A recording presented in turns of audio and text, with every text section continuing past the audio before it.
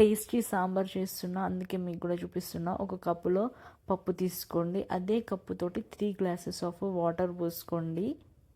ఇది ఒక half an hour మనం నానబెట్టాలి. పప్పు ఎప్పుడైనా నానబెట్టిన తర్వాతనే కుక్ చేయాలి, అయితే దాంట్లో ఉన్న గ్యాసెస్ అన్నీ రిలీజ్ అయిపోతాయి.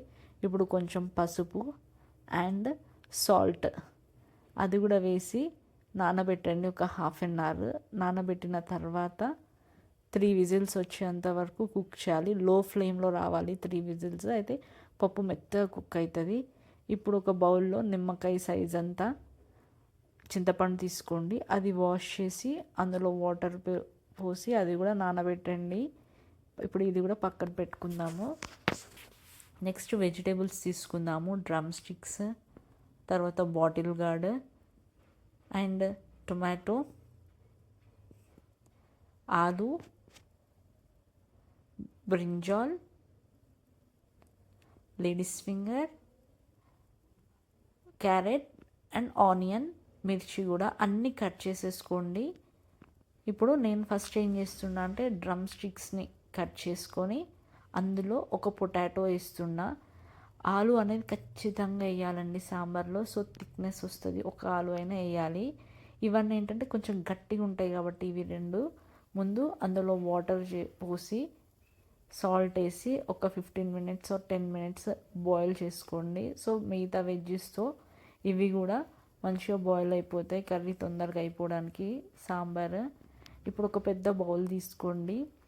వెడల్పు బౌల్లోనే సాంబార్ చేయాలి, ఎందుకంటే అన్ని వెజ్జెస్ ఒక్కసారి కుక్ అయిపోతాయి. ఫస్ట్ పోపు వేసుకుందాము. చాలామంది ఏం చేస్తారంటే సాంబార్ చేసినాక పోపు వేస్తారు, అట్లా కాకుండా మనం ఇప్పుడే వేస్తాం, టేస్టీ ఉంటుంది సాంబార్. జీలకర్ర, ఆవాలు, మినప్పప్పు, శనగపప్పు లైట్గా అండ్ దంచిన వెల్లుల్లి, ఎండుమిర్చి అండ్ ఒక 3 రెమ్మల కరివేపాకు, ఇవన్నీ పోపు వేయండి. ఇవన్నీ వేసి మంచిగా చిటపట అంటే ఆ స్మెల్లే చాలా బాగుంటుంది పోపుది.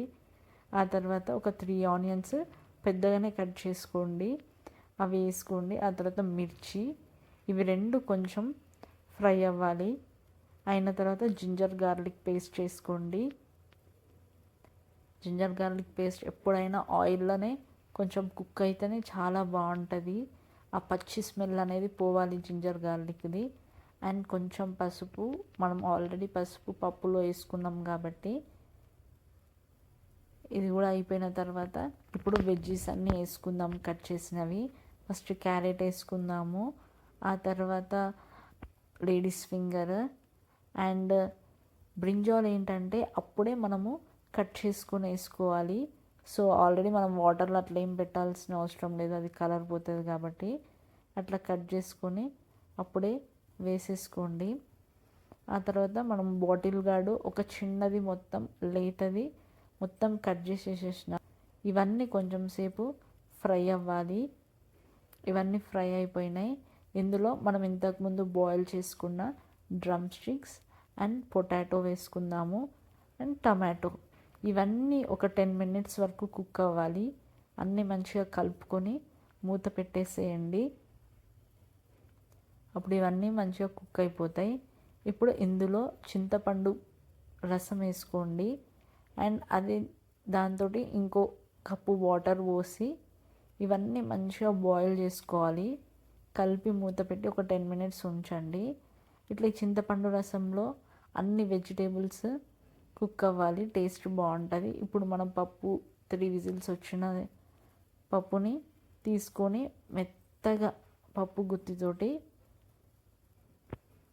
ఇట్లా కలుపుకోండి. అది మొత్తం దగ్గరికి రావాలి, పేస్ట్ లాగా మిక్సర్లో పట్టినట్టు. సో ఈ పేస్ట్ని అంతా ఇప్పుడు పప్పులో వేసుకుందాము. ఫస్ట్ సాల్ట్ వేసుకోండి. సాల్ట్ కొంచెం వేసుకుంటున్నాను, ఎందుకంటే నేను పప్పు దాంట్లో వేసుకున్న సాల్ట్ అండ్ ములక్కాయలు ఆలుగడ్డ బాయిల్ చేసిన దాంట్లో సాల్ట్ వేసుకున్నా, అందుకే ఇందులో వేసుకున్నా కొంచెమే. ఇప్పుడు ఈ పప్పు కూడా వేసేసి మొత్తం ఒక 10-15 మినిట్స్ బాయిల్ చేయండి. నేను వాటర్ ఎక్కువ యూజ్ చేయట్లేదు, ఇవాళ నేను థిక్ పప్పు చారే చేస్తున్నా. అండ్ ఇది ఒక 10-15 మినిట్స్ బాయిల్ అయినాక ధనియాల పొడి వేయండి.